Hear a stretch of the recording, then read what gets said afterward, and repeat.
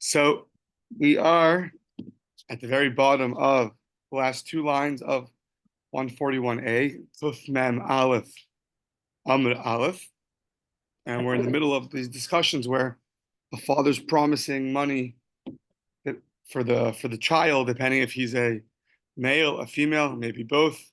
So the last word of the third to last line, Veha, the Tanya, we learned in a brisa, Yolda Zacher Vinikeva, Eino Elamana. The brisa seems to imply that if the child is born to be a male or a female, no matter what happens, you're only getting a mana. Sounds like you could have thought he might give him 200, 200. A mana is 100 zuz. Maybe you thought, so the brisa says, teaches you, no. You only get 100, one mana. So it says, what's the case that you would have thought you get more, and now you only get a mana? Says the Gemara, Heikim Mishkakasla. So Amar Ravina, interesting case, Mivisarani. So a Mivasir, we say Oshana Rabbah at the end a lot. Mivasir is the one who comes to tell you good tidings, right? So this brisa that you're going to get 100 is talking about no, it's a good word for someone who tells you good tidings. It's a long way to speak. Word? Oh. The guy who brings good news, yeah. So we're talking about a case where the father's not paying the actual fetus, like we had earlier. Rather, he says, "I'll pay the person who's going to tell me who the kid is." So the guy comes and says, "You should know, you gave birth to a son." Yeah. You're wondering why isn't the father there at the time of the birth? Okay, I don't know, but the guy comes and says, by the way, you gave birth to a son. Malstov, okay, or a daughter, Malstov. So now, let's see, turning the page, what's the case of a Mivisarani? The Tanya, a Mivisarani, Bama Niftar Rachma Shel Ishti. A guy's going to tell me exactly what my wife had. Im Zachar, if it's a male, so then Yitol Mana. If the guy tells me it's a male, I'll give the guy 100. Yitol Mana, Yalda Zachar no Talmana. If she gives birth to a male, he gets a mana. Im Nikeva mana. If it's a female, I'll give him a mana. Yalda Nikeva, no Talmana. Now, Yalda Zachar Nikeva Ein Lo Ela mana. So, if it sounds like this third case is if the guy gives birth to a male or a female, I'll give you a mana. Sounds like twins. Sounds like twins. So that's the case when it's twins, you would have thought you get 200, but it tells you only get 100. Says the Gemara, hold on. That case, the guy never said. Said, the guy only said, if you have a male, I'll give you 100. That's one case. If you have a female, if you tell me that it's a girl, I'll give you 100.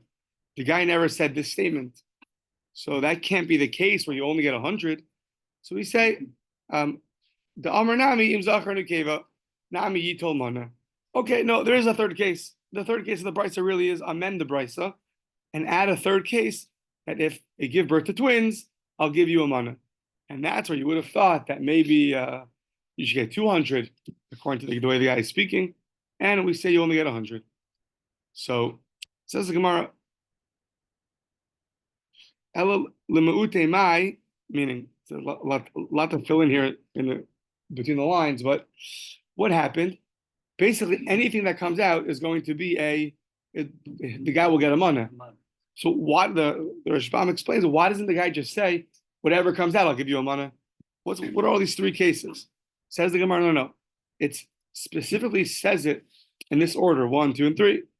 Elamute mai lemute nefel. It's to exclude a stillborn. Meaning, if you say whatever comes out, I'll give you a mana, even a stillborn, a baby who's not going to survive. So that's why he spoke it all out. But that's a case where you would have thought if it's twins, you might get 200. Kamashmalan, that you only get 100.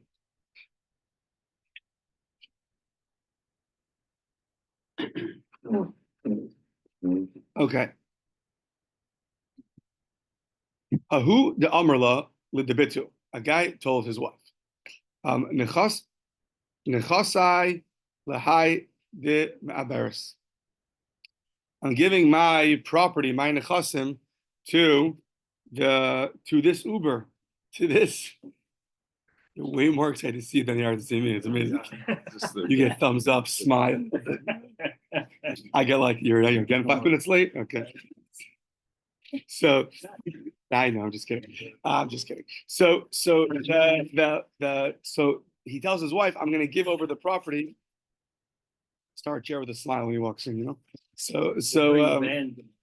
So I'm giving over my property to a fetus.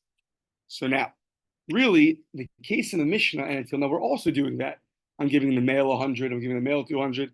So it says here, someone told his wife, I'm going to give my nechasim to whoever you're pregnant with. So says Rav Huna, seems to go against everything we've said until now. It sounds like you are you're causing it, you're meriting the uber something, you're giving something to a fetus. Who says a fetus can acquire anything? Hold on. Uber lokana, and a fetus cannot acquire anything, so that's not going to work. Now, our Mishnah seems like it's going to work. Our Mishnah says, "I'm giving you 100 to the boy, or 200 if it's a girl." So we're going to figure that out, how it's going to fit with our Mishnah. But before we figure that out, oh no, we're going to do it right now. Okay, we're going to ask from our Mishnah, and then we're going to ask through another 2 or 3 places in Shas that seem to imply that a fetus could acquire, and reconcile that with the opinion of Rav Huna. So first attack on Rav Huna, our Mishnah. Eiser Rav Nachman Rav Huna, Ha'omer, our Mishnah says, Im yalva ishti zakar yitalmana, yalva zakar no talmana. If you give birth to a boy, the boy gets a mana. And if she gives birth to a boy, the boy gets a mana. So hold on. If a fetus cannot acquire anything, so then how could our Mishnah make any sense? The Mishnah sounds like if the boy is born, the fetus gets 100. So Amarle Mishnah saying, so says Rav Huna, you're right, I don't know. Amarle Mishnah saying, Mishana. You're right. The Mishnah is very perplexing to me. I don't know who the author of the Mishnah is. I went through all the Tanaic opinions that I know of, and then none of them fit with this idea that a fetus could acquire things.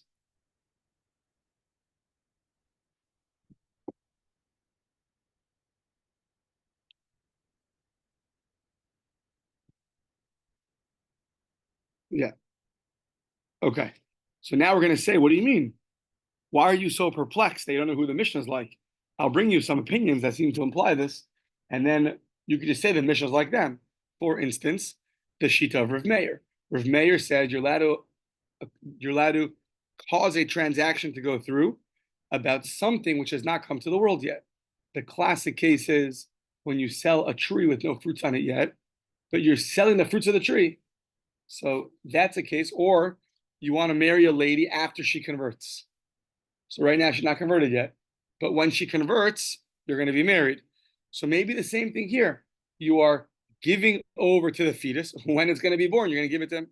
The lay malay Rav Meir. He like, well, what's the big deal? Why can't our Mishnah be Rav Meir?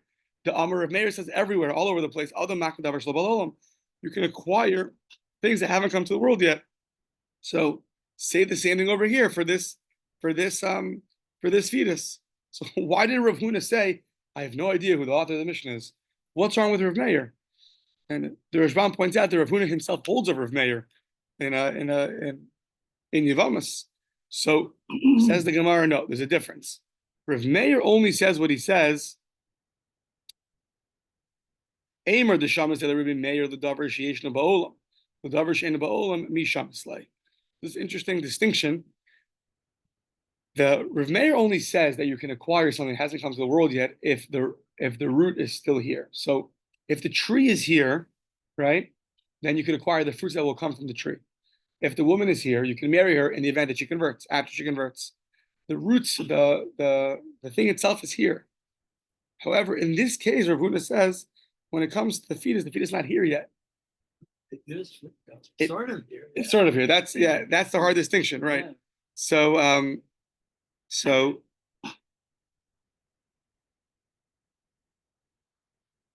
It's not really in the world, meaning it's in utero. So apparently Rav Meir only says it if it's actually in the world. So, but you're right. The root of it is also here. Now, I didn't look into this enough, but there's a general debate for different halachas. Do we say something called uber yerech imo or uber lav yerech imo? Meaning to say, is a fetus takes on the same dimensions as its mother, or not? So I don't recall exactly for which rules right now, but there's a discussion on what the status of a fetus is when it is in utero. Does it have its own, identity, so to speak, or it's subsumed under the mother for different? So I don't know if that has to play a role over here, but either way, Rav Huna didn't say it's like Rav Meir because he felt that for Rav Meir such a big novelty that you can acquire things that aren't here yet. They have to be much more here. A tree is here. Did it translate a little different? What do they say? Because it says that the from Rav Meir concerns no more than conveying ownership to someone who's already in existence. So in other words, the tree. Yeah. I'm conveying the fruits of the tree to you. You're in existence. Whatever. But the fruit's not in existence, but you are in existence. The person I'm giving it to, selling it to, is in existence. The Uber is not in existence as a person. Right, but like everyone agrees. Even the ones that argue under Rav Meir agree that the person's in existence, right? But Rav Meir says you can be machne davar shelo balolam. You can cause someone to buy something that hasn't come to the world yet. But everyone agrees that the seller's here and the buyer's here and the tree's here. The question there is the fruits. Everyone agrees the man is here, the woman is here. The question is the conversion. Yeah, okay. Yeah, maybe that's part of it, that the fetus is not here. Meaning, I hear what you're saying. It's worth on two parts. It's worth on two ends. The fetus not even here yet. So who you're acquiring to? Okay. Yeah. I hear. So what's the difference between the subject and the object being in existence? Mm-hmm. One second. Everything.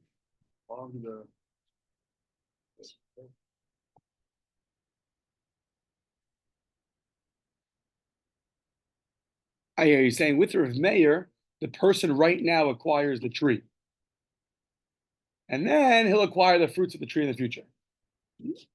Here, at the time we're doing an acquisition, so the time to acquire hasn't arrived yet because the fetus is still in utero. The subject of the acquisition, or the object of acquisition, doesn't exist. Rishbam says about Uber Eino Ba'olam, the fetus is not in the world yet. Velo Kani Media, can't acquire anything. Yes, that's the acquirer needs to be in the world, not the object that he's acquiring. Meaning, even Rav Meir, who says such a novelty, you can acquire fruits to somebody that aren't here, but at least the person is here. That's what you're saying. Got it. Good. Fantastic. Thank you. Okay, good. So, good. So now, says Rav Huna, so says the Gemara, okay, but Rav Huna, why are you so perplexed? Who the Mishnah is taught like? How can you can't find an author for our Mishnah? V'lei malei Rabbi Yosihi. Our Mishnah is the opinion of Rabbi Yosihi. The Amar Uber Kani. An Uber could acquire, a fetus could acquire. What's the case? So probably another long footnote over there. So it says in Yavamas that the Tanan Uber Posel, the Eino Machil, Divrei Rabbi Yossi. So now we know that a Kohen has a right to Truma. We know that anything the Kohen acquires has a right to eat Truma also, whether it's his wife, whether it's his servants.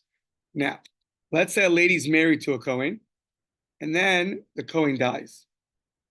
Now, this Kohen has servants that he left over, and a pregnant wife he left over. So he left over a pregnant wife, and he left over servants.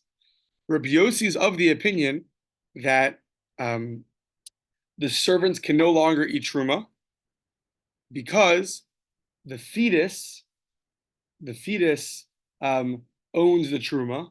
The fetus acquired it from the father, But in utero, the fetus is not considered yet a Kohen. It's interesting. He's considered a Zar, a foreigner. He's not a Kohen, a Yisrael. I guess if you give the fetus an Aliyah, he'd be Yisrael, but when he's born, he's considered a Kohen. So now Rabbi Yossi says that as long as the fetus is in utero, so then the servant of the Kohen cannot eat the truma. So that's what it means posel. He's posel as eved. He prevents the eved from eating truma. And also the lady Eino Machil, the mother now, she can't eat truma either because of her fetus. Now I think once the fetus is born, so now he has a full status of a Kohen, and therefore everyone's back to normal. But it's interesting middle stage over here that we consider the fetus to be a Yisrael, maybe because he takes on the characteristics of his mother when he's in utero. That's part of it. He's not his own identity yet. That sounds so weird. Why would he be in Israel now? It seems like I was bothered by this. I mean, it seems like such a weird distinction, right? Like, yeah.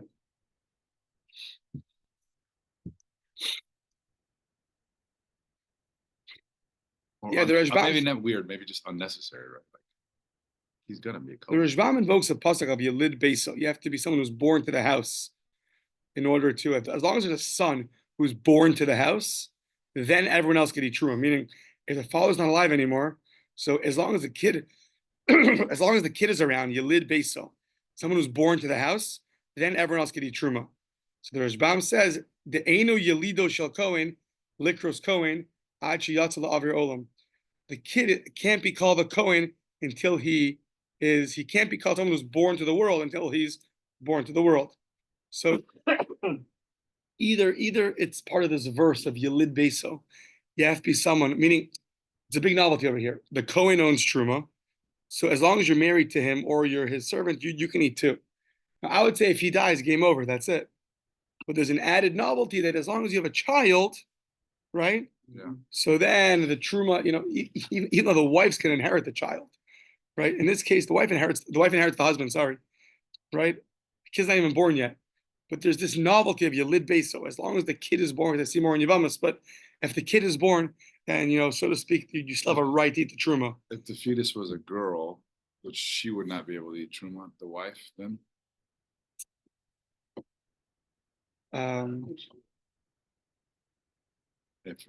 I feel like yes, but that's a good question. I think so. It says Yelid Beso, someone was born to that, but I'm not sure. That's a good Yavamas question. But either way, until you're born yet, so either it's because of the pasuk says you have to be born to allow them to continue eating the truma, and it's what we call exeris akasa, but just that's what the verse implies. So as long as you are in utero, when it comes to this, you're still considered a Yisrael. That seems like what the Rashbam is saying. I was thinking that maybe as long as you're in utero, you have the characteristics of the mother, and the mother at the end of the day is a Yisraelis. But I was probably about the same thing, but I guess when it's getting late at night, I don't have time to look it up. But yeah, so yeah, good question. So, but what do you see? The Rabbi Yossi says that the Uber is kani because he acquires it enough that he prevents everyone from eating truma. So we say no, but you can't. That can't be the author of our Mishnah because shiny Yerusha haba'a me'eleha, meaning a Yerusha is different. A Yerusha in a certain way is easier to grasp onto, meaning a Yerusha comes on its own. So you don't have to acquire to anybody. You don't have to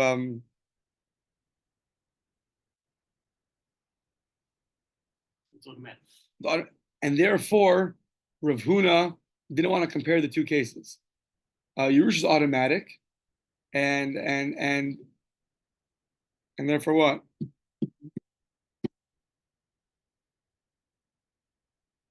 The fetus is capable of acquiring the inheritance because it's automatic. It's not being given to you. So meaning that's why Rav Huna didn't want to say that the Mishnah is Rabbi Yossi because Rabbi Yossi's case is harder to say.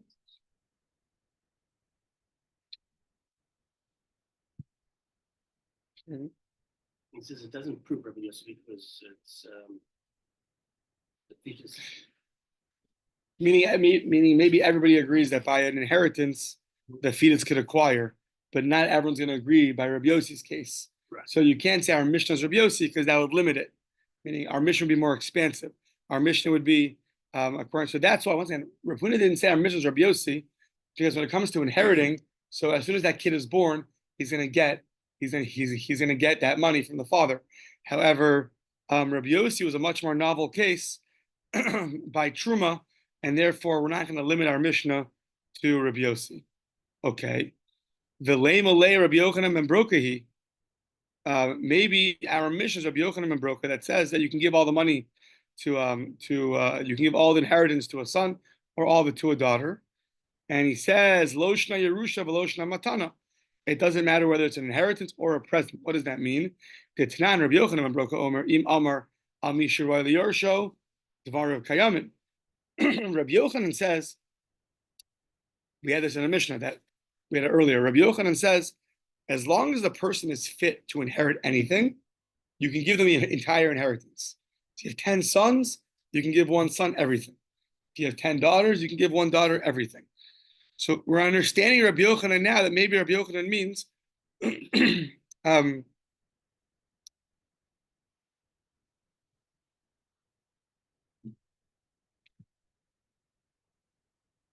sorry. Yeah, maybe Rabbi Yochanan means that anybody could inherit. Maybe anybody includes even a fetus. Maybe if you have 10 children and a fetus, so you can give the entire inheritance to a fetus. Rabbi Yochanan didn't differentiate what you're giving over. He said you can give to anybody who's fit to inherit. A fetus is also fit to inherit. So maybe if that would be true, Rabbi Yochanan's talking about an inheritance. He should be the author of our Mishnah. That the Gemara says, Aimer the Shama Se'ler Rabbi Yochanan ben Broka the Davar Sheishna Ba'olam. He only spoke about people who are in the world. When the 10 boys in front of you are in the world, you can give the boy everything. However, the fetus is not in the world yet, so you don't know to expand the opinion of Rav Yochanan to apply to even a case of a fetus. Maybe Rabbi Yochanan was talking about a much more limited case. The Davar She'enu Ba'olam Mi Amar. Who said he ever spoke about a case that wasn't in the world yet? Okay, V'lei malei Rabbi Yochanan ben Brokahi v'sarla Rabbi Yossi. Maybe it's Rabbi Yochanan ben Broka, and he holds like Rabbi Yossi that says that a fetus could acquire things. So says the Gemara, Mi Yemer the Savarla. Meaning, how do you know to just pin Rabbi Yochanan ben Broka on Rabbi Yossi? It's a good guess, but we never found Rabbi Yochanan ben Broka saying I go like Rabbi Yossi. So therefore, we're back to the drawing board. That Rav Huna said, I really don't know who the Mishnah is like. We can't find an opinion. So we say, okay, so maybe we just try to keep the Mishnah in its pristine state and pin it on other people. Now let's try to change the Mishnah. See if we can not change it, but try to fit in other interpretations and try to squeeze it in. So says the Gemara, maybe you misunderstood the Mishnah.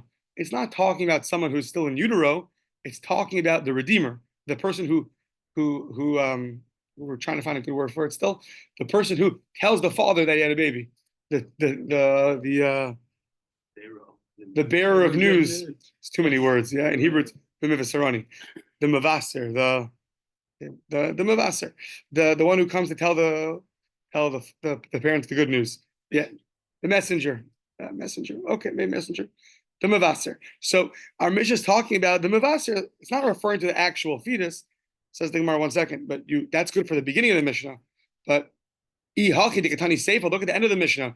It says that we're talking about at that point we're talking about a tumtum. And it says of a tumtum, he doesn't get the money that a male or a female gets. And then it says, but if he's the only inheritor, then he'll inherit. A tumtum will inherit. So says the Gemara, Ein Sham Yoresh Elahu. So if he's the only inheritor, he'll be Yoresh Hakol. He'll inherit everything. So if the whole Mishnah is talking about b'mivis sarani, so what's that have to do with inheriting? Even b'mivis sarani, Yoresh ma'avidite. If the Mishnah is never talking about the person themselves, the fetus at all, so then when it's referring to a tumtum, right, who's going to inherit. So that implies that we are talking about the child and the fetus, either the fetus or the child. So if the whole Mishnah is talking about the bearer of good news, so what exactly does it mean that we just switched to tell you, by the way, he inherits everything? Well, who's the he? If the he is the child, the fetus, then I understand. If he's the bearer of good news, he's inheriting nothing. So it's not going to fit into the word so well at all. Okay, we'll try again. If maybe we're talking about when the parents gave birth, when the mother gave birth already, not when the baby is in utero. So look at the end of the Mishnah. V'im amar kol mashe teled ishti, whatever my wife will give birth to, meaning she hasn't given birth yet. So yitol hareze yitol. So whatever she gives birth, you can have this amount, and then when it's born, you take that amount. Okay, but kol sheteled, kol sheyolda mibayile, whatever she will give birth. If you're talking about that it's already born, it should say kol sheyolda, whoever she already gave birth to, not whoever will be born. So once again, it's not talking about someone who's already born.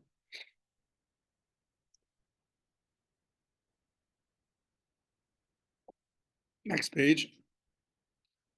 V'lei malei the amar likisheteled. Maybe the Mishnah is talking about probably the most logical case. Maybe we should say the best for last. Right now, the baby's in utero. When you say you want it to have 100 or 200, you don't mean now. When it's born, it'll get 100, 200. Not now. So there's no problem. The fact that a baby in utero cannot acquire anything is fine, because we're not having it acquire it now in utero. Once it's born, if this baby in utero, when it comes out, is going to be a male, when it comes out, I'm going to give it $100. If this baby in utero is a female, when it's born, I'll give it $200. And when it's born, it will acquire 100 or 200. And therefore, there's no problem of a utero acquiring or not acquiring. Don't overthink it. Exactly.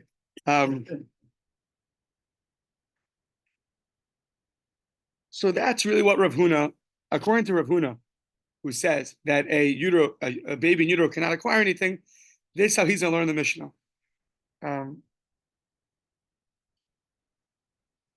So why don't we say that? Rav Huna still didn't say that. He said, I have no idea who the author of the Mishnah is. Even this really good option, Rav Huna still didn't go with. Why not? Rav Huna latame. Rav Huna, because he has another reasoning, which will prevent him from using this reasoning. What's the other reasoning? Dam Rav Huna, af lekisheteled lo kana. Even when it's going to be born, that acquisition is not going to go through. Why not? The Amar of Nachman, Hamazaka uber lo kana lekishet. Rav Nachman says Hamazaka uber lo kana lekisheteled kana. But when it's born, you could acquire. You could say you're going to acquire now when you're going to be born. Rav Huna Amar af lekisheteled lo kana. Rav Huna says even when it's going to be born, you still cannot acquire. It still cannot acquire anything. Now, why not? Why not?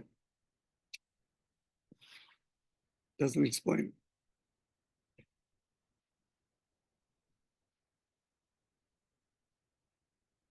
No, it does explain. I underline it to remember. The Rashbam says that that in the world of acquisitions, so right now when you're acquiring something, so if you want the acquisition to take place right now, right, but it's going to go into effect later. But right now, when you're trying to acquire, you're trying to give over your money to somebody, right now the Uber is not in the world. The fetus is not in the world yet. So Rav Huna understands that as long as the person is not in the world, even if you want him to acquire it later on, so then you have to do the acquisition later on, right? But right now we're saying the acquisition takes place today.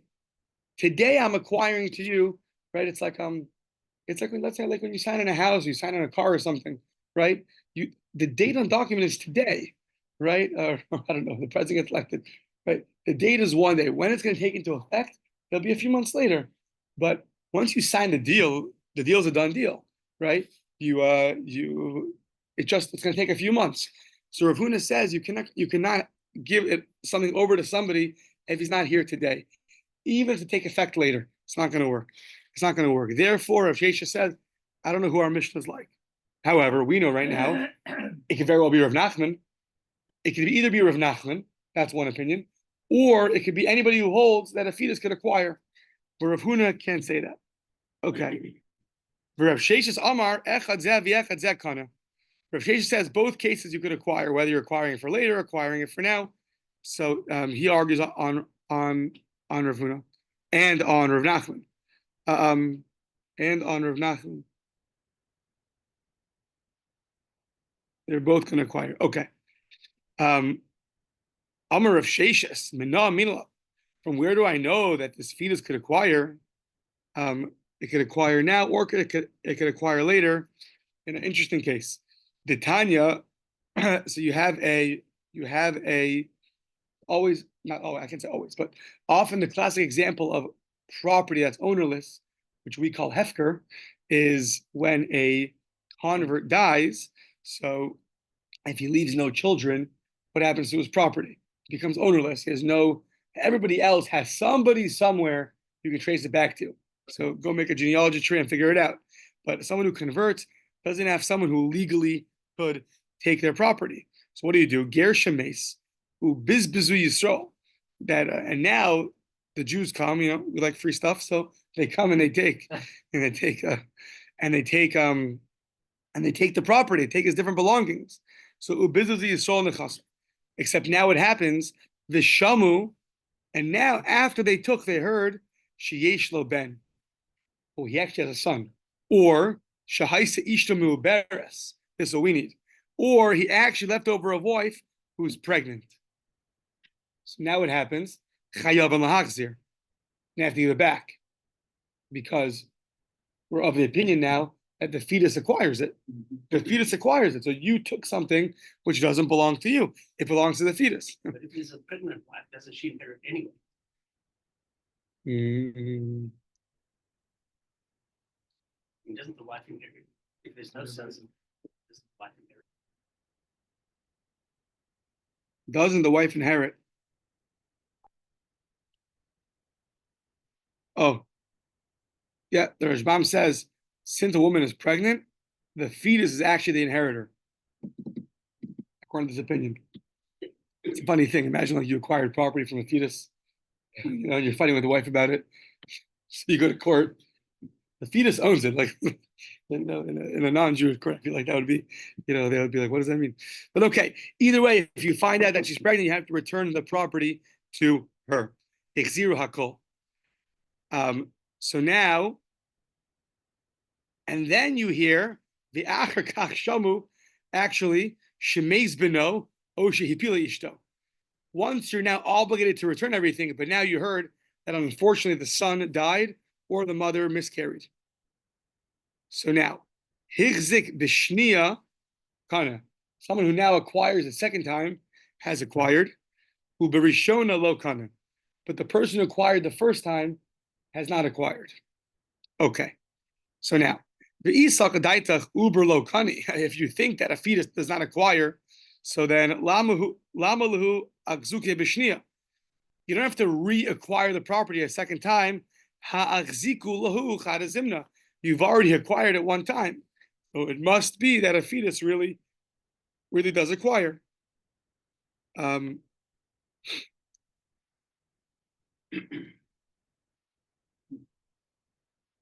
So that's going to be like Rav Sheshes. Rav Sheshes says that that a fetus really acquires. So that's why you have to, the person who acquires it a second time really acquires. The person who acquired it the first time didn't really acquire it because afterwards you find out that there's a son. So now you don't have a hold on the property anymore. The second person, he really acquired it. Okay.